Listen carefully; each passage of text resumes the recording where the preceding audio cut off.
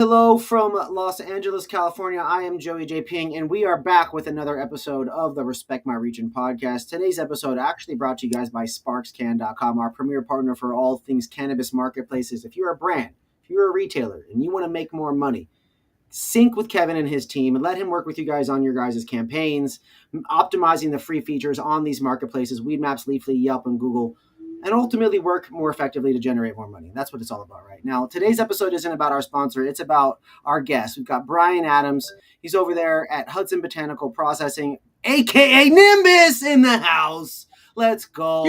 How you doing? How you doing, Brian? Good, man. How are you doing, Joey?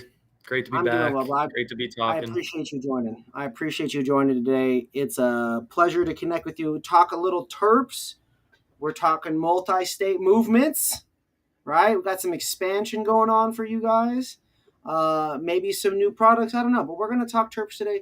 Brian, what is the latest with you guys on your New Jersey expansion for Nimbus? What have you guys been doing? What products are available? Lay it on me, brother. What's going down? Yeah, we've been slowly chipping away down in New Jersey. We've definitely been walking before we run, not trying to bite off more than we can chew, making sure that the team down there is super dialed in.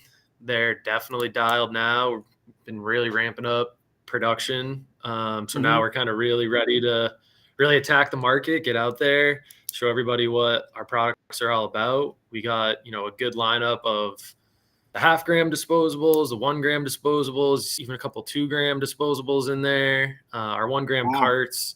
And then we recently, 2 weeks ago, just dropped our featured farm live sour apple. So it's a crossed with a sour that we blended together. It's a great, sweet live resin terpene that we're excited about. There's definitely going to be some content dropping on it soon. We haven't really done an official launch just yet. It's coming exciting to actually bring the brands together with the place we're working out of down there to do a cool collab, with our homies down in New Jersey. And it's been exciting, man. We're building the team up down there. Guys, Brian? Who are the homies down there? So it's North Lake Supply. Okay. North Lake Supply is their name. They're up in Sussex County, up in farm country, up in Northwest New Jersey. It's on a 3rd generation family farm that they've converted from growing, traditional flowers to growing the wacky flower. So they got the greenhouse rocking. They're running all autos down in the greenhouse. And then this year, which is exciting, is they're doing a pretty good size outdoor crop down there outside the greenhouse. So doing some photos. We'll see how that goes. Growing outside in New England or in the Northeast is tough, especially down there in Jersey. It's, hot and sticky. So it'll probably take a couple of years to really dial in the genetics down there, but you got to start somewhere. And, at least as the little seedlings are going right now, they're looking great. And we're excited to see what happens. We drop some of our genetics down there, some of the piffs and stuff. Cause we grew the blue piff outdoor for extraction last year up here with one of our partners, and it actually crushed, which we were pleasantly surprised by. So we got some of that going with a few of our other genetics down there, which is so exciting. So we'll see what's going down. We'll see what happens with harvest. Some exciting news, man, coming from you guys. That's dope. It's going to be fun watching your genetics get brought to life. For those of you guys watching, I'm a big fan of the indoor flower coming out of Nimbus. Talking with retailers around the state, there was a period of time where I felt like most of the different retailers out there thought of you guys primarily as a concentrate company, right? There wasn't a lot of flower, I think, available due to the size of your guys' grow and your facility. But it very quickly was, at least in my eyes, should have been viewed as top notch. Those piff crosses that you have are so incredibly terpy and stinky, vibrant.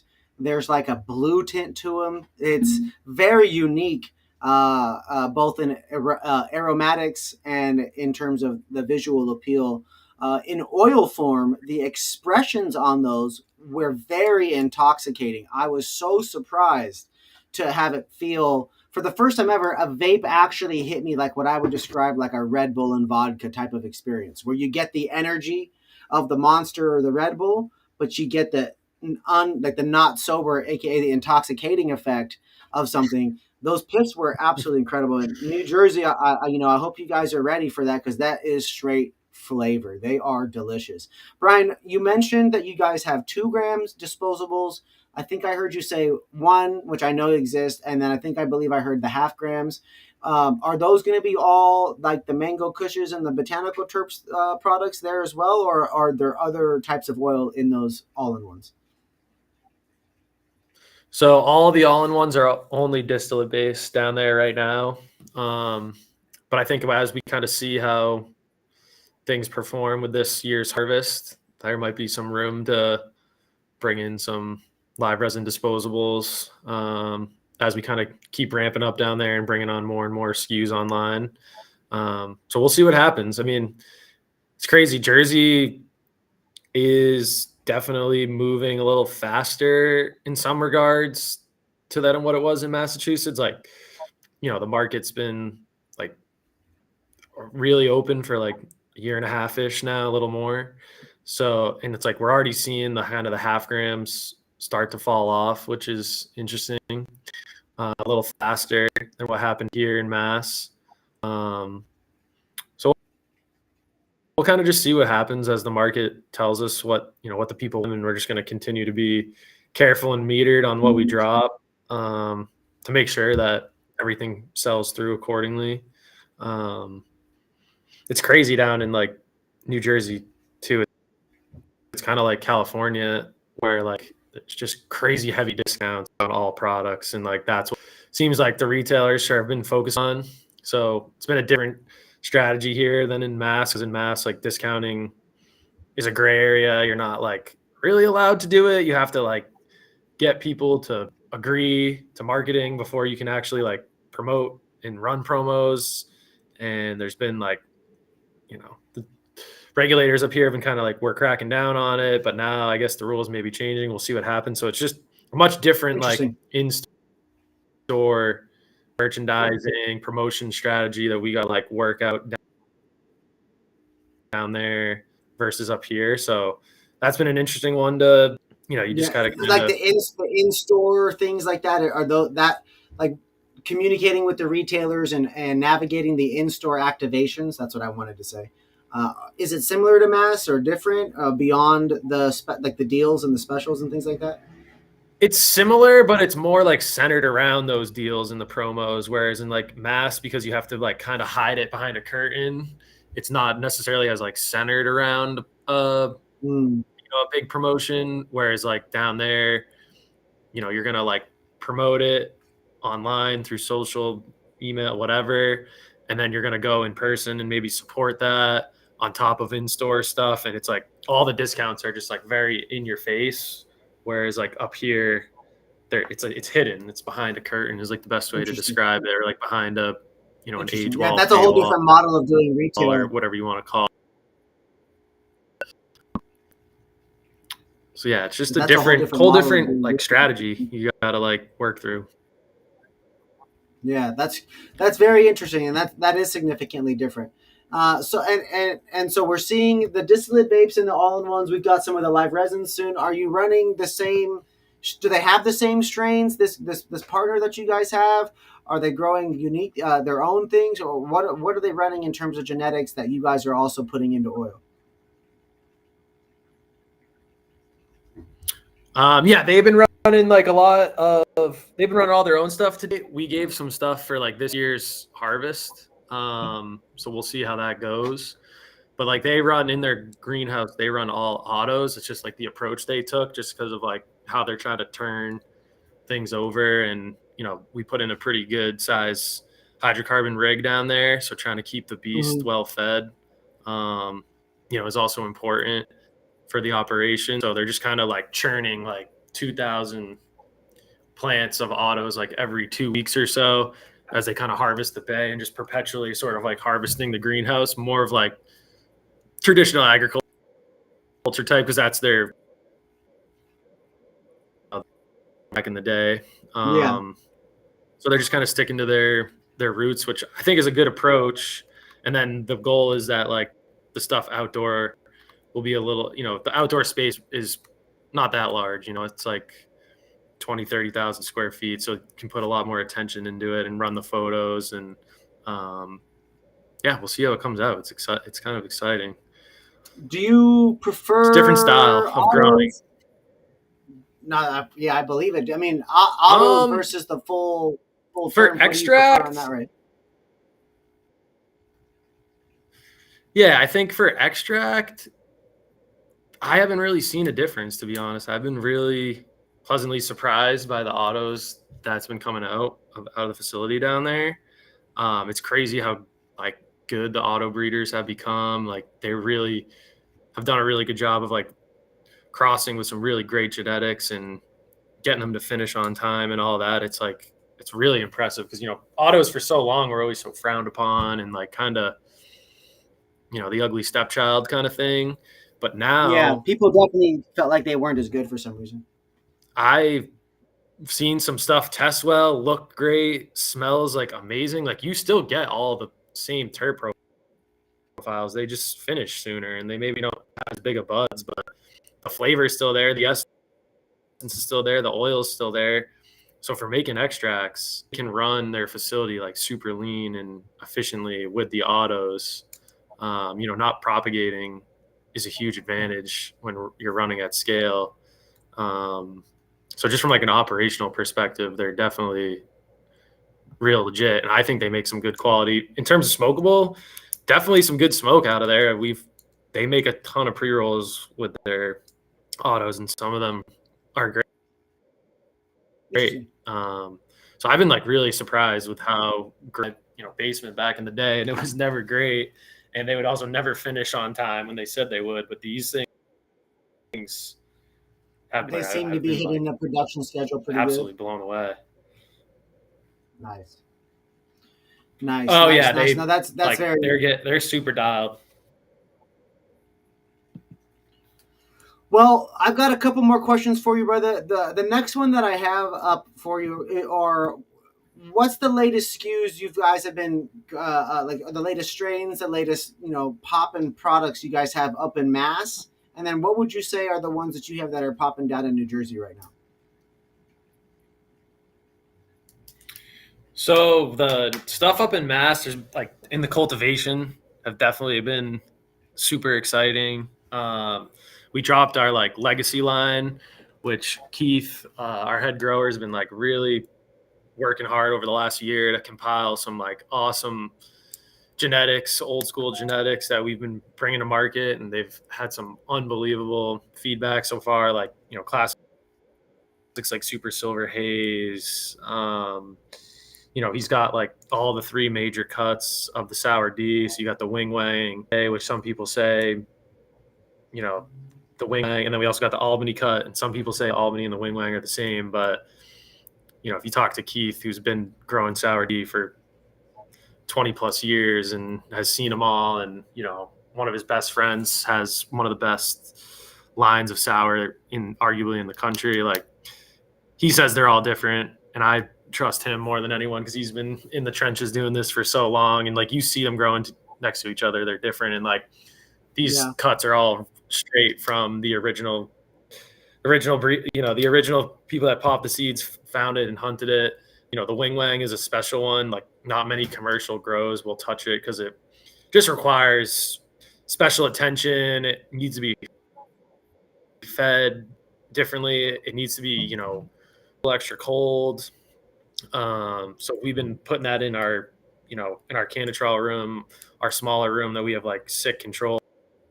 Like I was just in there when I was in there.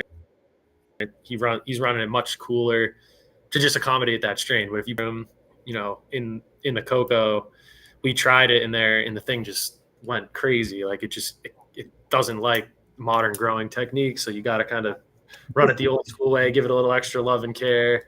And we're going to be dropping that in the next like 2 months. It's about like halfway through flower right now. So it'll be coming down in like 6 to 7 weeks. Oh, wing wang. The Sour D Wing Wang cut. Yep. Wing and we got the Aldi wang. cut too. It'll be cool. So Aldi. people will be able to see the differences of the two cuts, because like although they're very similar, they are different. They do smell a little different. They definitely taste a little different, but they are super similar. It's going to be the people that have a more established palate are going to be able to tell. If you gave it to your like general stoner off the street who maybe smokes weed here and there with their buddies, They're just gonna get super high. Yeah, they're going to get super high, but they're not going to notice the difference probably. But if you and I were to sit down over a joint or two and really like dig deep into it, where you'll notice some difference. So yeah, we're excited to be dropping that amongst like, he's got a lot of other skunk ones. Our green crack, he dropped, like there's been some like just crazy reviews online about the green crack, about, people saying like how much nostalgia it brings to them, that this is the real green crack, and a lot of people fake it, and that, was bringing them back to like days in their dorm room, days when they were young. And that's been like, it's just cool to see that like people are resonating, and like it's bringing back old memories. Like that's exactly what we wanted with the line. Like it's got its own packaging. It's the line art is switched up, so it's all like 90s themes. Got your Etch-a-Sketch on it, the lava lamp, a bunch of just cool little like artifacts. Is that available online? The Nimbus, what's it called? I don't know. We've actually been working on we've been updating our website. It might be up on there. We've been slowly but surely working at tuning the website up, which has been cool. I have to find that, man. Your blue piff is popping up. Oh no, Green Crack Legacy Flower, right? There it is. That's it. I'm seeing it on Reddit. Yeah, it's on Reddit. There was that Reddit review was Beantown Trees. Yeah, that Beantown Trees. Yeah, that looks like some good green crack right there. Yeah, it's. I love it, dude. This is dope. Yeah, those legacy strains, green crack. I've smoked a lot of that from the Seattle days. We got some good sour D up there too. I definitely have smoked a variety of sour Ds: New York purple sour D, New York purple sour D, regular sour D, lemon sour D, Oregon sour D. Shit, probably 10 different ones and cuts out there. AJ's made it out there back in the day, not from an AJ, but from his cut, making it through some grower. And then having gone over to New York, I did try AJ's in flower form when his product dropped. That was an interesting experience. But yeah, I mean, I would love to check out what those legacy strains are like from you guys, knowing how terpy they get. And now, especially seeing with the Canatrol system involved and what that is able to do. What have you noticed? What type of impact has that had on your end product at the end of the day? Whether it's flower end product or vape end product, Brian, what kind of impact? What types of impact has that had?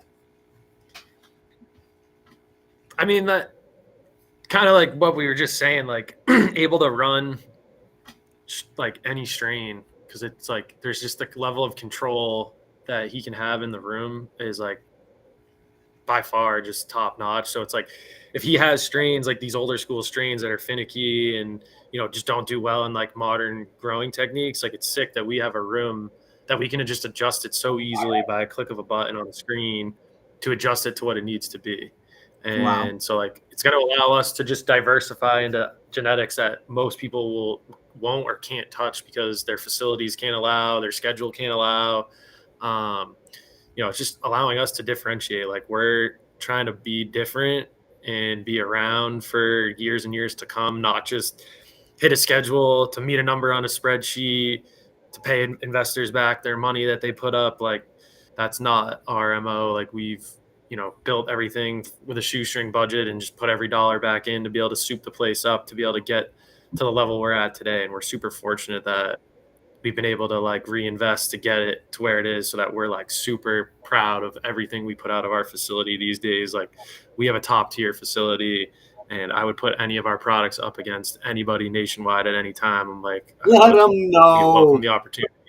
They don't call it trophy. Welcome the opportunity at any time. I mean, no, they don't.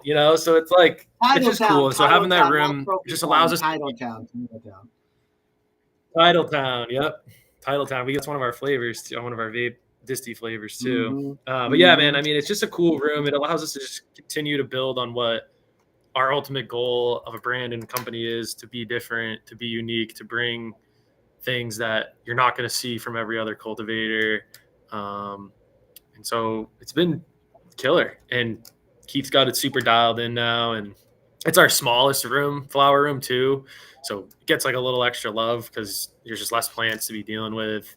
You know, like they'll get special treatment in that room. They'll get special teas. They'll get, you know, it's like almost like the Wagyu, I would say, of weed in our of cannabis in our facility, because he goes a little extra care to that room because it's just easier for him to manage, and they get the special massage, you know, they get the special music at night, where the other rooms are, you know, we're pumping out fire out of the other rooms, but the other rooms are more, you know, production focused rooms to keep the lights on, keep things moving. So it's cool that we get to have a little bit of everything and just stay relevant, stay different. It's super important in this space. I feel like there's too much copycatting going on still, and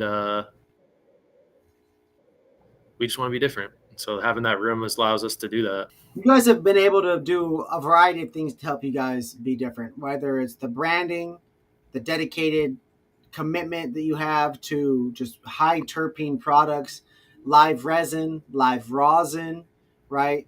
You guys have your custom formulated all-in-one vapes, the Titletowns and the mangoes and all these different flavors that have been very popular and become staples in the market.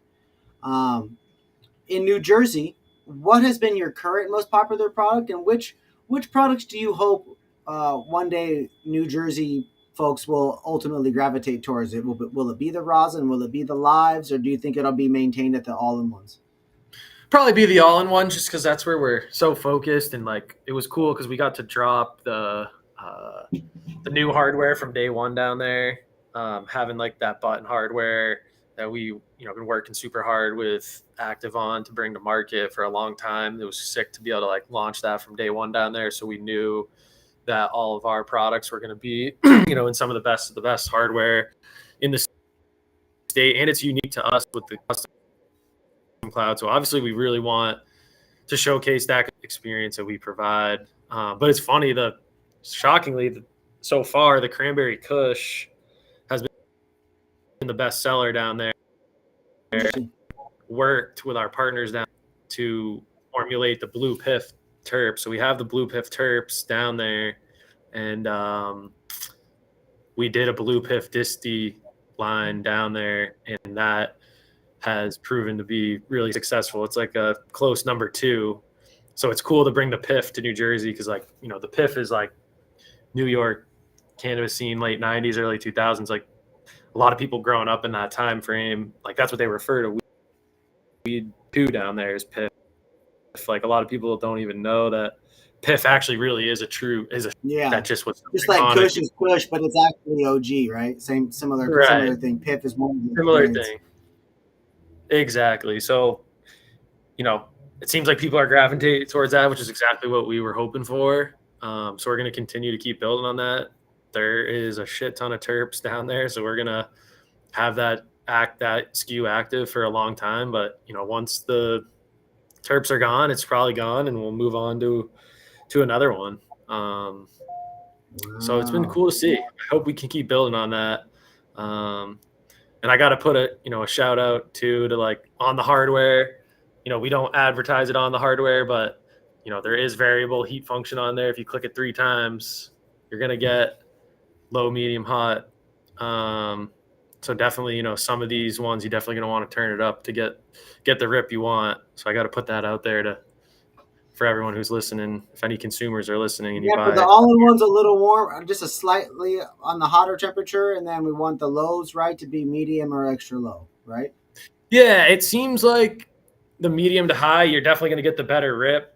And honestly, still the flavor comes through really good. So if you're looking to like just puff big clouds and get super stoned quick, you definitely might want to crank that baby up. Because I mean, on the high side, it's still only a 3.0, so it's still not even voltage wise. It's not in our low is a 2.6, which is like real low. So, um, Yeah, that is definitely real low. A lot of put out there. people. We're getting that verbiage on. Uh, Cool.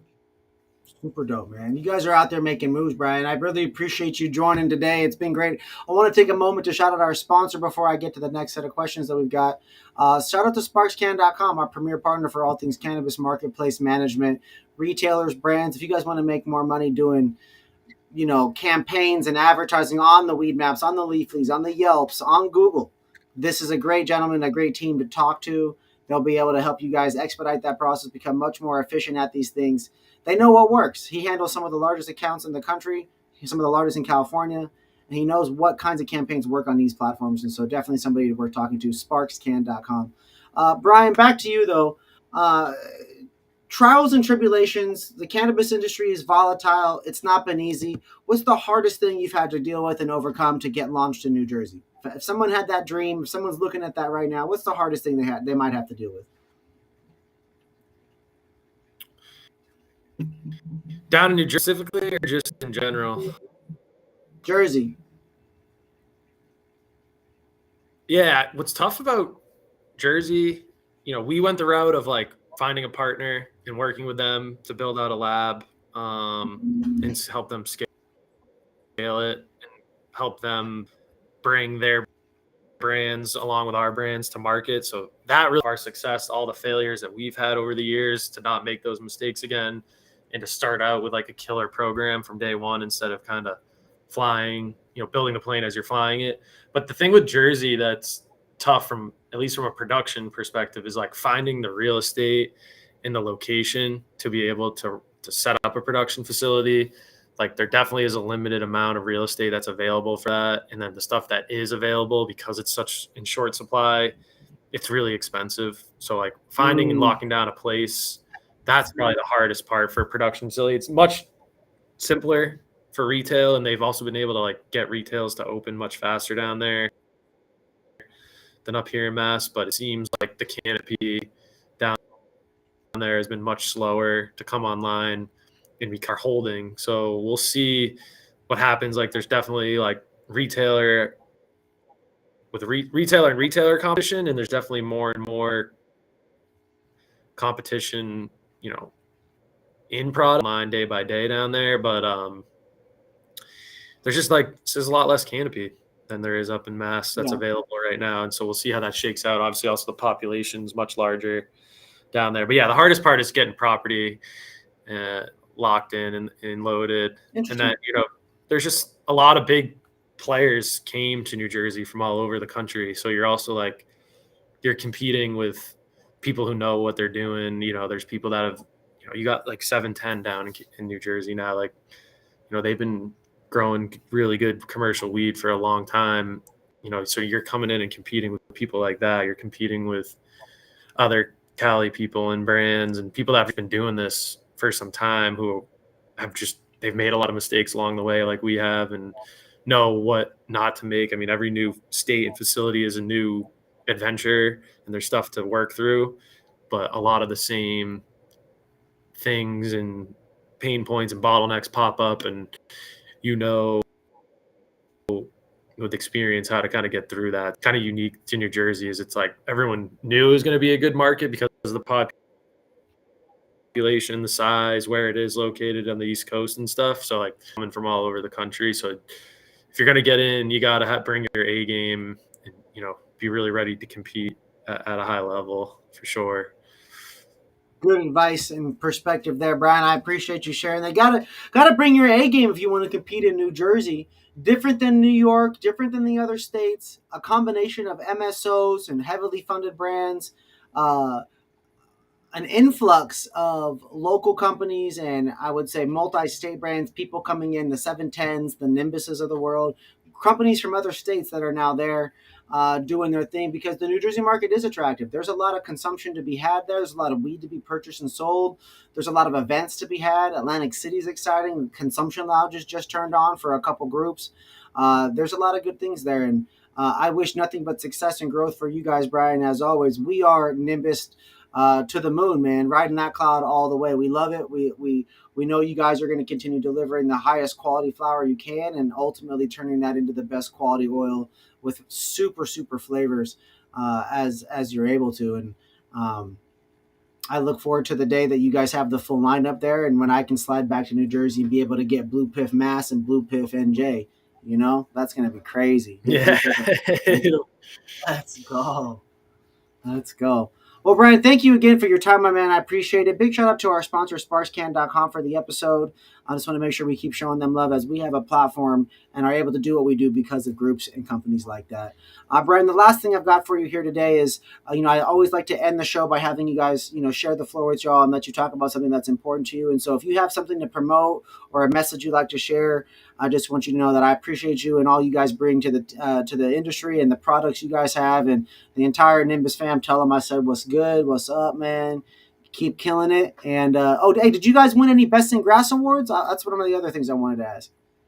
No, we honestly missed it, but we did submit to Best in Grass New Jersey. Unfortunately, we couldn't submit the PIF because we only had it in 1 gram and they needed to be in 0.5 gram. So the Cranberry Kush will be in it, but we did just do a big entry to the Nican Cup of Champions. So we're excited to see how that goes. I think everything, we did 3 PIF SKUs. We did PIF, Blue PIF. Last year we did Blue PIF flower, Blue PIF pre-roll, and Blue PIF live resin, and everything placed. So we're switching it up, not doing all PIF this year. Got some different stuff mixed in there, but we're hoping that, everything can kind of hit the podium like it did last year, which would be, killer for the brand and exciting for everyone. I think we'll definitely get on Best in Grass year, right? next year. I think one of them got second, yep. Right? The PIF got second. Yeah, we got second with the PIF flower for Best Sativa, and then I think the pre-roll came in 4th, and then the dabs, I believe, also came in 2nd as well. Wow, man. Yeah, so that's killing PIF, it. The PIF's, taking podiums left and right. Let's go. Well, Brian, thank you again for your time. I appreciate you for everything. It's been a pleasure to chat with you and to get connected, and it's very excited to hear about your guys' New Jersey endeavors and what's to come. Blue Piff, everybody, that's the one to watch for, but they've also got some other things and some other SKUs we're trying out, so be sure to ask for Nimbus if you visit Massachusetts. If you need an all-in-one, you will get high off that Cranberry Kush. That is a fact. And if you guys need a good live resin vape, definitely ask for their products as well. And Brian, your guys' joint style, it's the Cannon, correct? And the straight roll. Yep, the Cannon straight roll. Big ass joints for people that smoke a lot of weed. Be sure to tap in, like, follow, subscribe. And we'll see you all in the next episode. I love you guys. Peace.